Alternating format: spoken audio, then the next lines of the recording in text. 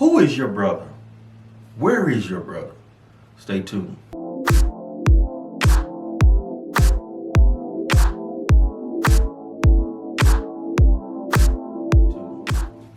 God bless you, friends. Thank you for joining me on Morning Nuggets. This is yours truly, Pastor Nate. And as always, it is my absolute pleasure every time I come and speak with you. I pray that this video finds you exceptionally well. Before you click off this video, if you like what you will have heard, don't forget to smash that subscribe button.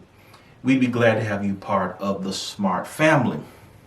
Who is your brother? Where is your brother? Friend, there's a lot of talk on YouTube, specifically in the beef sector, about a content creator's brother. Content creator is known as Trazer Lane, aka James Caldwell.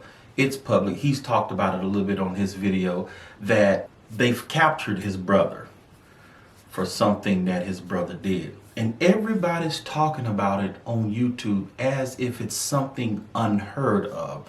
Now, you know, Pastor Nate is neutral. I don't take sides, but this conversation really spurred further conversation for me. And of course, you know the word is coming. You know that word's coming. If you think about this here, mostly everybody has brothers or a brother who has done something that we're not proud of. And as you can see, people on the YouTube, preferably his enemies, his nemesis, are really capitalizing on this situation. They got him. Put the police emojis in the chat. Put the police emojis in the chat. Where is your brother? Who is your brother? Many of us would be hesitant to answer that question or ashamed if our brother did something that we're not proud of. We're ashamed to answer that if our brother was out in the streets, he didn't make nothing out of himself, on drugs, in and out of prison all of his life. That's the story of some of us. Come on, be honest. Some of us are not proud of that. And some of us will say, hey, I'm not proud of the choices my brother made, but he's still my brother and I love him. I've heard James Caldwell say that. And that is true. I don't condone what you do, but you're still my brother. And doing this going back and forth about his brother, I've heard various ones say things, and I've heard James rebuttal. Listen, you guys are talking about my brother. Let's talk about your brother. Isn't your brother in prison? Didn't you say that your brother stole? James also rebutted and said that your brother was a wife beater. To another content creator, James said that your brother's in jail. He's in prison for murder.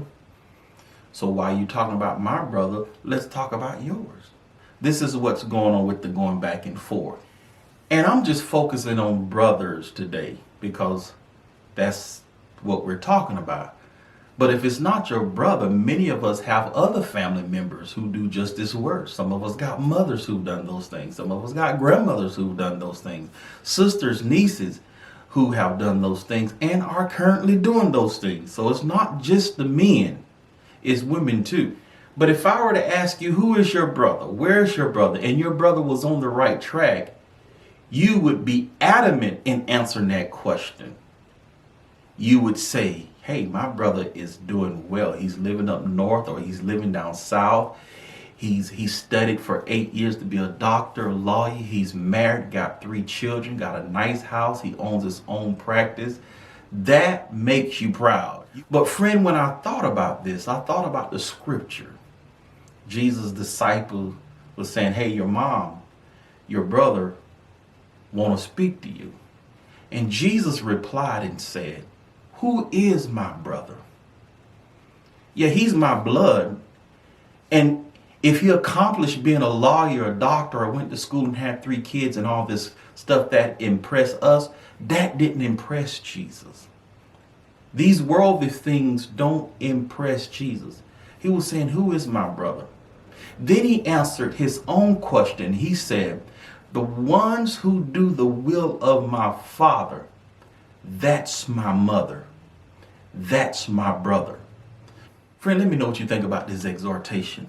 Thank you for joining me this morning. In the meantime, in between time, be at peace and not in pieces. Till next time.